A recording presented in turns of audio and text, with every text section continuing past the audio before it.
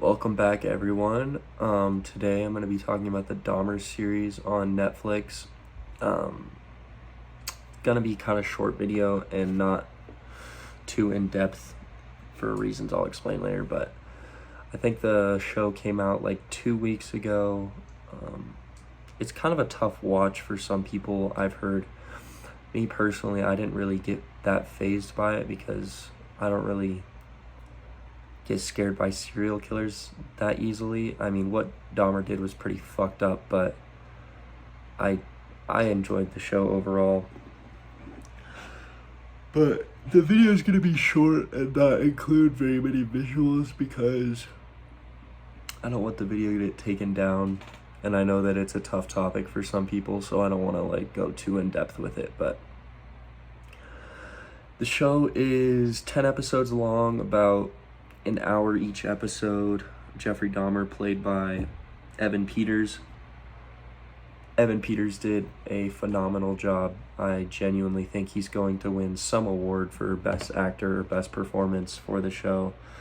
It'll probably be something smaller, like a Golden Globe or something. I don't think he'll win an actual Oscar for it, but it's always a possibility. But I think he did an incredible job. The Dahmer series follows, obviously, Jeffrey Dahmer, a notorious serial killer in like 70s to 90s, well, late 80s, I think. I think he got caught in like 91 or some shit like that. But the story starts off pretty interesting because it doesn't really start from like his early days, like the show or the movie with Ross Lynch playing Jeffrey Dahmer as like his teenage years.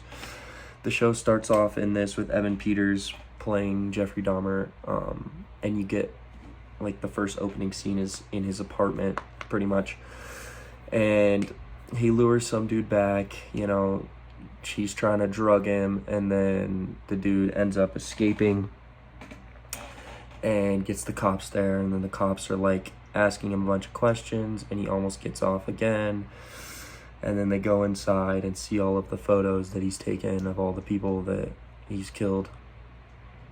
And then it backtracks from there. So you get every moment leading up to that point, and that's like pretty much his final moment, like free, not inside jail pretty much. But overall, the show is really good. I mean, it starts getting pretty uncomfortable from the start, so it is pretty tough for some people to watch, as I said, but I enjoyed it. I think the reason that I enjoyed it the most is because it didn't romanticize him. Like a lot of the serial killer shows, like the one with Zac Efron playing Ted Bundy, you just get like an over-sexualized version of like some of the worst people in human history. Like, I don't know how you can make fan edits and like want to talk to somebody who brutally murdered and like raped people. I don't know why you would want to do that. Some people are fucked up, but I think that they did a really good job in this show specifically because it didn't try to do that.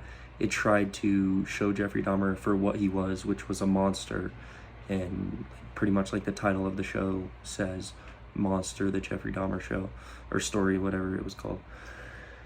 But yeah, I think the TV show did a really good job of showing him for who he was. I mean, you get all of like the little backstory details of like how he started, why he started. But I don't know, maybe it was just me. Maybe I'm fucked up, but I don't like the shows that try to make you feel sympathetic for terrible people, Like it shows Jeffrey getting caught and him like turning to God, repenting, feeling bad for what he did, and like telling people he didn't want to kill those people, but he had to because it was like an inner urge. And you start to feel bad for him, which I hate because I don't like feeling bad for people who are sociopaths. But I think that's like the point of the shows. I mean, but whatever. Another good thing about the show was there was literally like I think 2 details different between the show and like actual real life encounters, and one of them was at the end of the show when Scarver was killing Jeffrey Dahmer. he didn't kill the other inmate first in real life. In real life, he killed Dahmer first and then the other guy. And that's literally like the only difference between the show and reality. So I think that they did a really good job of portraying like who he actually was. I think throughout you start to feel really bad for his dad because his dad didn't know what was going on.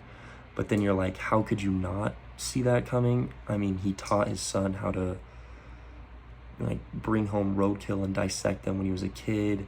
He brought home like lab projects in high school.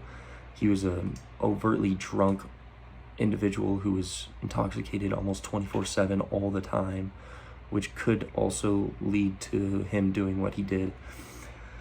But I think what is so interesting about the show to me is like serial killers are so not underappreciated. That's a horrible way to phrase it.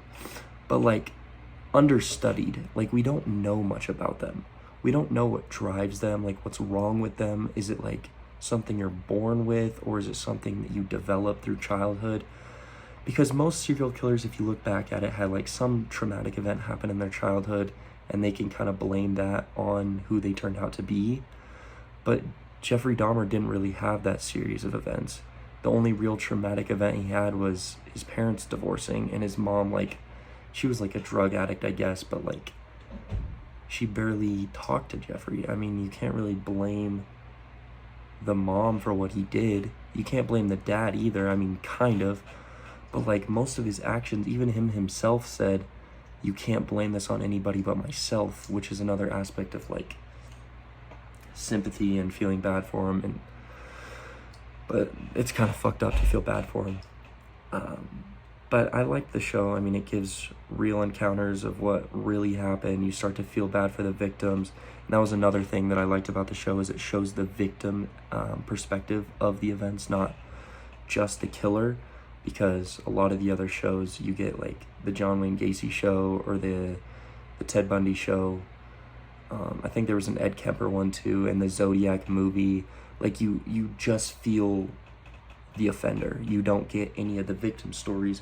But with the Jeffrey Dahmer show, you get all of the victim stories. You get all of their backgrounds, their histories. And I think that's what made the show one of the best serial killer or real life adaptations I've ever seen. Probably the best.